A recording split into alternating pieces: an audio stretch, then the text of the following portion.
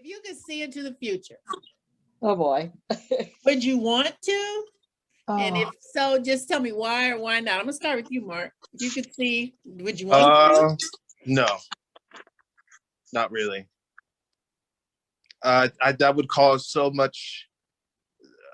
I just think it would be a bad idea. I think you would know if you knew what was coming, you would try so hard to play against it that you would essentially make it happen faster. I think that's a bad. Interesting. Okay, Marcy. I would not. I would not. Part of it is the unknown that makes life interesting. And so I don't want to know. And especially if it's good, I don't want to know, because then when it happens, I'm not going to be as excited. If it's bad, I don't want to know, because my life is going to be, I'll feel like I'll be depressed leading up to it, and I won't be able to enjoy my life the way that I need to. So no, there's no way. Hey, Sergey. Yeah, I agree. I think the society would fall apart for sure. Because I mean, our whole psyche is based on this kind of like a risk assessment. So every action that we take, we're thinking, you know, consequences of taking, not taking it, kind of trying to plan it forward. But with knowing the future, all that goes away. I mean, how do you live your life at that point? I don't know. Sandy. Yeah. I am in full agreement. I like Marcy's response. It's like, if you knew something bad was coming, you'd be depressed if it was, you know, if it was horrendous. And so you're constantly thinking about what's coming. And like she said, if it's something really good, I want to be excited. I want to be surprised. I want to be grateful for something good happening. And also for Sergey, I mean, I think society would fall apart if everybody knew what was. I mean, sometimes we think we know what's coming, but Right. we don't really. So I don't have any Nostradamus fans here, huh? No. I'll avoid that if possible. Okay, I'm gonna keep us moving then. When do you think that a lie Oh, is boy. a better option than honesty? Marcy, I'm gonna start. Okay, this is a hard one. I think a lie is better than honesty if it causes someone harm. Lies are rarely better than the honesty. I really feel like you should, and honestly, I don't even feel like you should lie about certain things. Maybe avoid sharing. There we go, would be better, because I don't feel like you should lie about a situation, because again, you're just padding the truth. So I always feel like you should be honest as much as possible. If the honesty is going to cause somebody harm, then just withhold information. There we go. Okay, I'm gonna put Mark on the spot. Mark, if your wife says, have I gained weight, what are you gonna say? Oh my God. He's going to say, I'm going to divorce you. Where's the prenup? If she Let's said read that, prenup first. I would include we in the conversation. I wouldn't say her. I would say we have done something wrong. I definitely wouldn't say her. There are instances, I think, where not necessarily lying where you say you make up something, but I definitely think there's a point where an omission of facts can be better than telling the straight up truth. I mean, it's not necessarily lying, but I'm a firm believer it's not what you say, it's how you say it. So yes. I can tell you something, but how you say it means everything to it. So there are certain instances where I think omitting certain facts can be helpful in certain situations, but it's very rare. Sergey. Well, I think what they call it, white lies. So I think it's about the balance. So I don't know where to draw this line. I mean, obviously 50-50, that would be pretty bad. But let's say 90-10 would be, if 10% would be white lies and 90 is good, and 90 is truth, then it's maybe more reasonable. Like when people tell stories to each other, sometimes they tend to exaggerate to make a point. So you can say there's a little bit of lying, but it's kind of inconsequential, just to, I guess, help to make a point. Like you said, when you're telling a woman that she looks beautiful, do you really think that? I mean, it's a kind of it's not a selfish. You just try to make somebody feel good. I mean, kind of to boost the confidence. I mean, or let's say at work, when you have to tell somebody that they're not doing the good job, where you're saying that a good thing, then a bad thing, then a good thing. And I mean, so I guess to me, it's all about the balance. I mean, I guess you don't want to lie on important stuff. And you want to be truthful, like, I don't know, 95% of the time. I mean, I Yeah. don't know, it's a good number. But 5%, I guess I'm fine with a little bit of white lies because it helps to take the edge off of situations. Because people can get confrontational, emotional, difficult conversations. So, and when you kind of, trying to smooth the edges a little bit, I guess on the minor stuff, that's fine. I guess I can live with that. That's interesting. I was thinking about when I had a guest on TabTalks a couple of weeks ago, and he was talking about in Ukraine where many of the males were conscripted for the military, and Yeah. it was based off of age.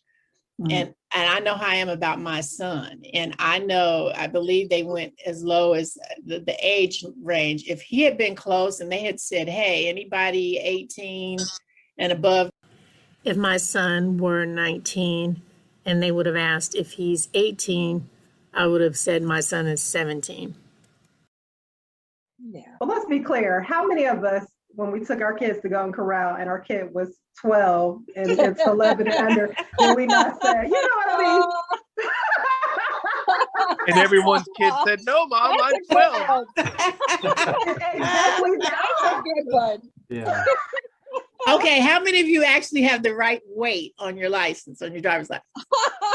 It Not was for correct you. when I wrote it down years ago. Right when I said it. I bet mine hasn't been right in about 55 years.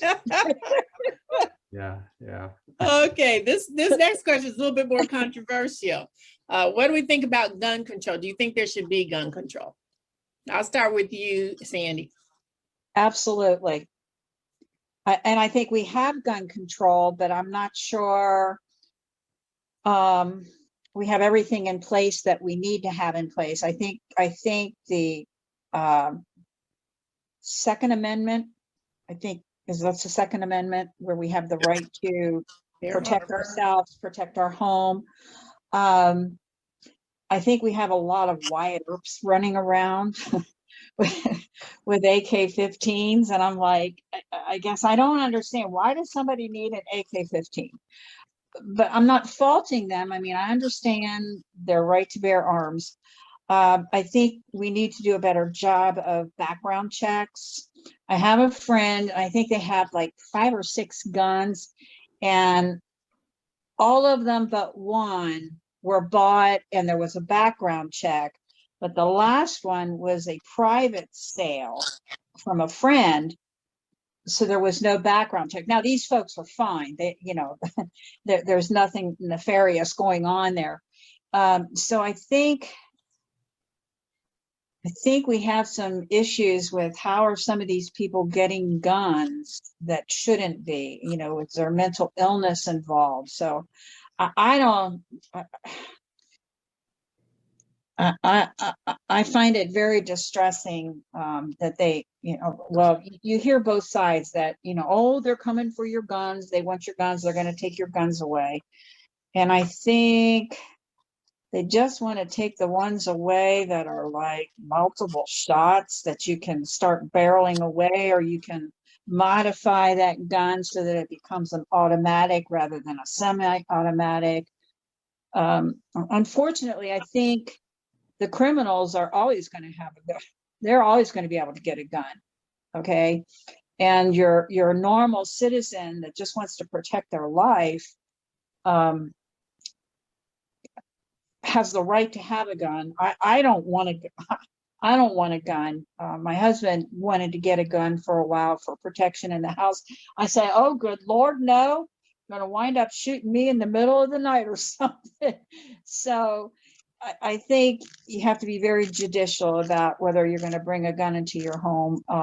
But I definitely think there needs to be gun control. I think there needs to be limitations, but I'm not really sure what is right. I think we need to do a better job with background checks. What do you say, Mark?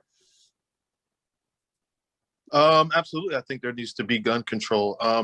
I am someone who is an advocate for people owning guns. So I think a lot of where things get misconstrued is people say, well, people who want more checks and balances are against guns and they want to take away guns. And I look at it as, I don't want guns being taken away. So if you make them extremely stringent and only the right people have them, then I think it's a lot less chance of the guns being taken away. Yes, criminals will always have guns, but I think if you look at a lot, and I think this is where the major issue comes in, and if you look at a lot of the mass shootings that take place in America, their guns are bought legally. So Right. You say, well, how does this work? How do these people end up with guns? And I know people say, well, criminals always have guns, and obviously, yes, they will. But it's not just the criminals who are looking for illegal guns. It's for the people who are trying to commit crimes but buy guns legally. And a lot of times that's what happens. And then afterwards, it's, oh, this person fell through the cracks, or, oh, this person had mental issues, but they bought a gun online and it was extremely easy. So I think for me, someone who is for guns and someone who owns a gun for personal safety in the home, I think gun laws, as long as they're not too stringent, allow normal people to own guns, because you're keeping the guns out of the hands of psychos. That's how I feel about it. Sergey, interesting. I guess I don't understand why we need to have guns at all. I mean, aside from war situations where you have a military and police, I mean, I don't think people should own guns. I mean, there is no good reason for that. I don't think it's going to enhance any protection at all. I mean, there's still going to be a certain level of crimes regardless of guns. But it's like, to me, it's like pouring gasoline on fire with guns. So actually, I tend to think that owning guns make people less responsible, because it's kind of difficult to get into the knife fight because the danger is up close, right? But with guns, you're at a distance and all you got to do is just squeeze the trigger. So I think there should be the no guns. So the guns law should be extremely strict. Marcy. Tough one for me. I do think that we should have gun control. I think it should be harder to obtain weapons, and I feel like we should have programs to figure out ways to get guns off the streets that are on there illegally. I am not a fan of guns at all. They terrify me, but I feel like education is key. And part of the reason why they terrify me is because I have not been educated on guns, and also because I've trauma from guns, we'll say that. And so I think that, I guess as a mother of boys who, again, guns seem exciting and stuff, I don't want my guns to get in the hands of my children, although they're older now, and they not know what to do with it. So I think it's very important that we teach education on guns. How do we use guns? Not just going through a CCW class. Like, if you have a household where you have kids, where you have guns, but you have kids, your kids should know how to use a gun, how to have the safety around guns, all of that stuff, so that they're not picking up the guns and just playing around and shooting themselves or someone else. Also, I think when trying to make sure we are putting guns in the right hands of the citizens who it could protect, I think we need to really do a better job about the mental health aspect of it. And I feel like if we're doing training, we really also need to have mental health not just evaluations, but mental health services provided for folks who own guns. My children's father committed suicide with a gun. And so again, mental health with that. So it's very triggering for me. And just having that around my kids is terrifying. I actually looked at how much time it took to actually load a musket, okay? Because those are the guns they had, okay? And it said you could get 1 to 2 shots off per minute. So I think when they were talking about guns, they were basically saying you could probably shoot 2 people, maybe, Yeah, but in a minute. back then it was wilderness basically, Yes. and I would say society was not as civilized as as it is now. And now you can get the semi-automatics. You can get 80 to Yeah. 120 rounds.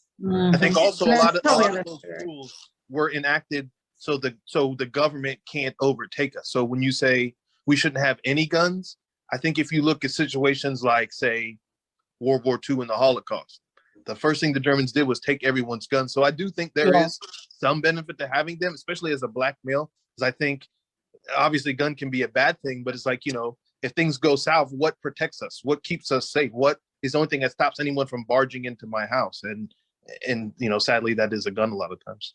Yeah, I don't know if you guys have been following this story, but there was a young lady that was going to a prom and she posed with a gun. She actually posed with a machine gun. Oh, She was expelled and she lost her college scholarships because of whoa, that. whoa. Yikes. So it's very interesting. I don't know that there's a right or wrong answer here because my father owned guns and we knew where they were in the house. And but we also knew gun safety and we knew not to touch those guns. Oh, we just So, had you know, so I think it depends on the safety in the house so we and just how had you're a taught. January 6th event a year ago. Just imagine if all those people would bring their guns, what would happen then? I mean, there is a reason why we have elections and we have organized society, so we resolve our differences, you know, through legal means. I understand, and I think a lot of it is just cultural. Depends on a lot where you come from. If you come from, especially like in America, it's just something that is much more natural. As to where I have a lot of friends who live in England, and they're like, "God, it's crazy. You know what? You guys, everyone has a gun." As to where in England, it's extremely difficult to have a gun, and it has been for some time. So I think once you live through society where you've lived without a gun, it makes it much easier. But I mean, if you even mention that here in the States, I mean, you'll get shouted down as far as gun control. I mean, the idea of never having guns, that will never fly here, I don't think, ever. Okay. Now, I'm trying to decide. Okay, I really do want to ask this. Who believes in the death penalty? Oh, I'm gonna start with Mark. So this is difficult because it's very simple to say, oh, I think people who molest children or things of that nature. But I used to think that the death penalty was a good idea. You know, it's a lot of like when you think of things in an idealistic way, of course, but when you think of things in a real way, when you think of the fact that there have probably been people who have been executed who didn't commit a crime or who were, you know, basically, you know, they made the evidence look a certain way. You just think of society and you think of also just, you know, how our court system is set up.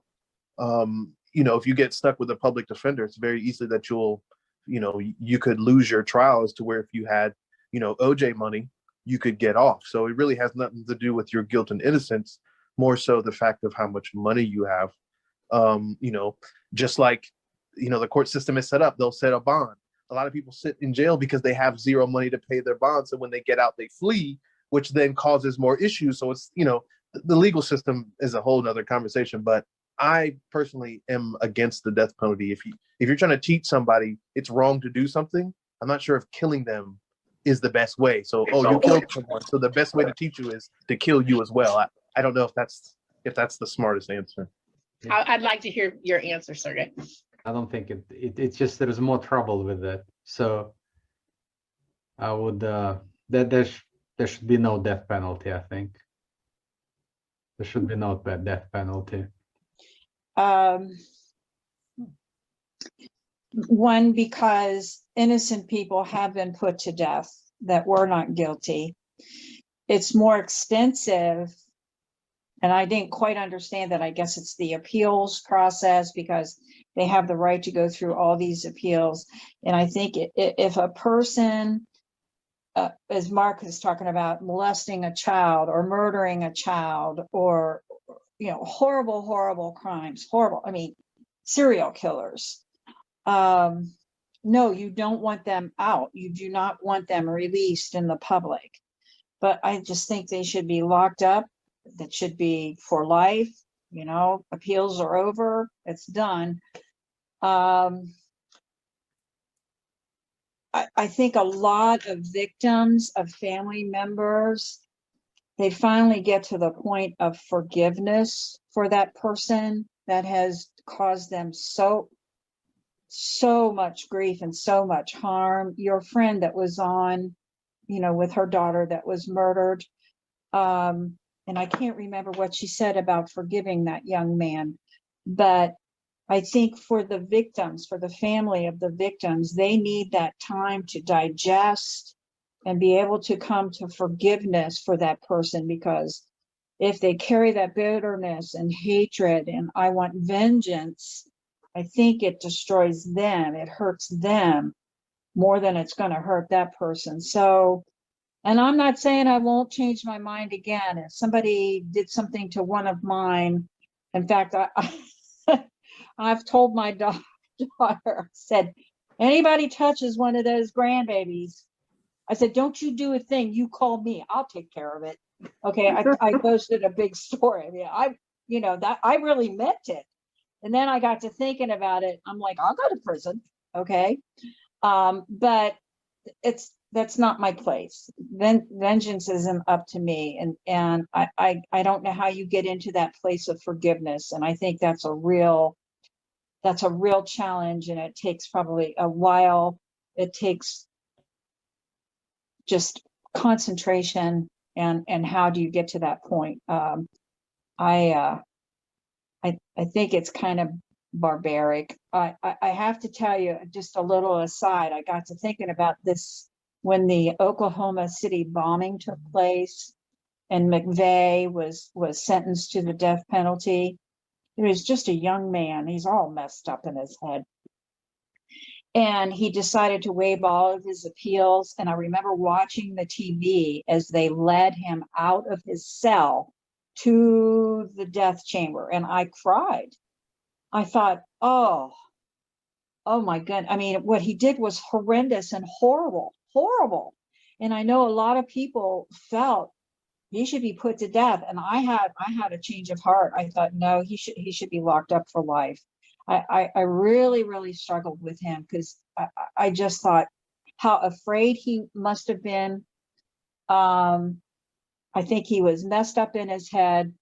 So I feel that the family needs that time to learn to forgive that person and go on with their life. I don't know how you get through that. I think that's a wound that stays around for a long time. And I agree with everyone else. I believe in grace, you know, even I believe the death penalty is barbaric. We think about societies in the past who may have hung people. Let's even talk about Jesus standing on the cross with the other criminals and how back in those times, it was normal to crucify somebody. Back in the days, there was normal to hang someone or cut someone's head off. And we talk about it now, like, that's so barbaric. How could people be like that and watch it?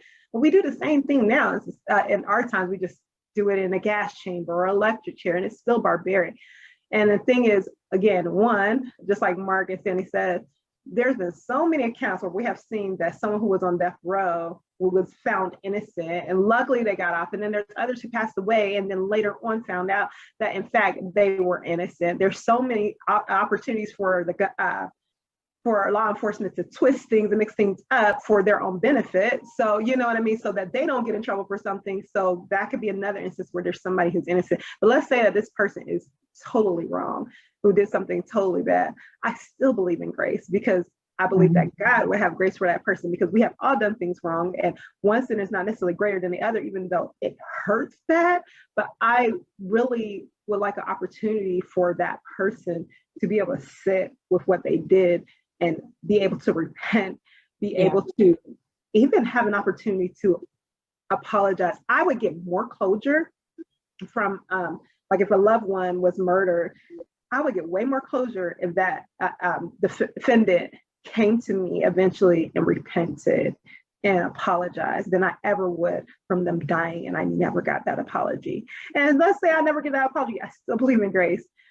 So I am totally against the death penalty. I would rather give them an opportunity to change their lives. Even you give them an opportunity, give everybody a second chance. Two wrongs don't make it right.